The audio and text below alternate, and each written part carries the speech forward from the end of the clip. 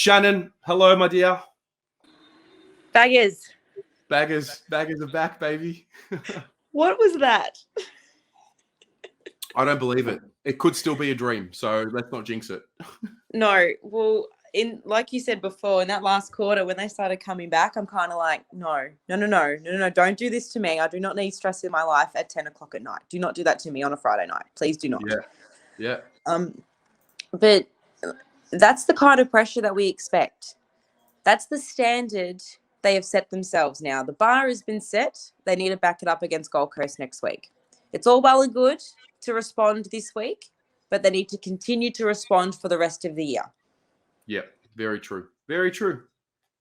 And it just needs to happen. Like, I'm happy for the win, but I'm under no illusions of what just happened.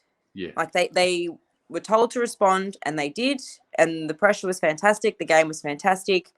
I didn't know what to do with myself because, like you said, we're conditioned to be angry. But I'll take the win and just hope that they back it up next week because it means nothing if you don't. 100%. So many stories. Tom de Koning goes off early. Jack Silvani becomes a ruckman / midfielder. I think Pom just said it as well. I even was saying it to myself. I'm like, is Jack Silvani a midfielder? Is that what happened tonight? I think it is. And Matt Kennedy even had a bit of a crack in there as well. He did. But he had a bit of a crack in that last quarter. But for Jack Silvani to stand up and ruck for 3 and a bit quarters after Tommy de Koning went down just shows the kind of player that he is. Happy to put his hand up and play wherever he's told, puts in 110%. And what a shock. You put Ed Curnow back in the middle and we actually do all right.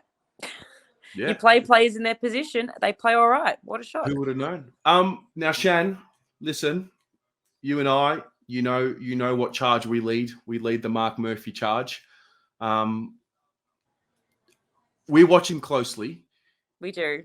Did you notice his body language in the first quarter a little bit, or that second quarter on the bench? Or I just noticed a bit of a frustration in his body language. Did you see that as well? Or he looked a little bit like, you know what I mean? And then I don't know. I don't like seeing him play like that. It doesn't do him a service to who he's been, you know? I don't know. Look, he looked a little bit lost and he looked like he was fumbly. And I'm like, that's not the Mark Murphy I know. And I even said it to Natalie and Mish. I'm like, he's done. You could just see it.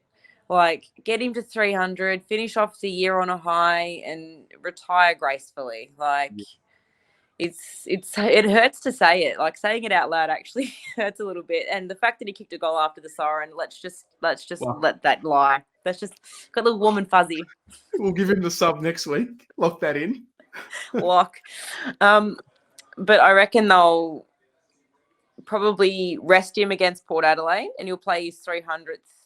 He'll either play or be sub next week, rest him against Port Adelaide, and he'll play his last game against the Giants. His 300th will be. And hopefully, fingers crossed, if Victoria keeps their shit together, we'll be able to go. We can be there for it. Yeah, it's an interesting one. Anyway, I don't want to dampen the mood. I wanted to be upfront and honest about it at all times, and I felt like you're the only person I was comfortable enough talking about it with. So, how good was Charlie's goal? Can we just talk about that for a second? Yeah, he seems to have he's got the magic. It's obviously still there. Some players have it and some don't.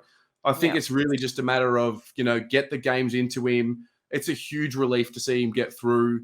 He didn't spend a lot of time on the bench. He played significant time on the ground. We know the Curnows, they're endurance athletes. They're bona fide athletes. This is what they're naturally born with. It's a gift. Yep. So to see him get through was great. And, hopefully he can build some confidence and then, big preseason, strengthen up again. And then hopefully by the time we get to round 1, he's kicking 5 against Richmond again. I like that. And speaking of Richmond, I wouldn't mind them losing this weekend. Also wouldn't mind Collingwood losing and Essendon losing. That would just top off my weekend with a nice little cherry. Spot on. Shan, love having you on. Thanks for joining. And love coming on. Soon. Up the baggers. Up the baggers.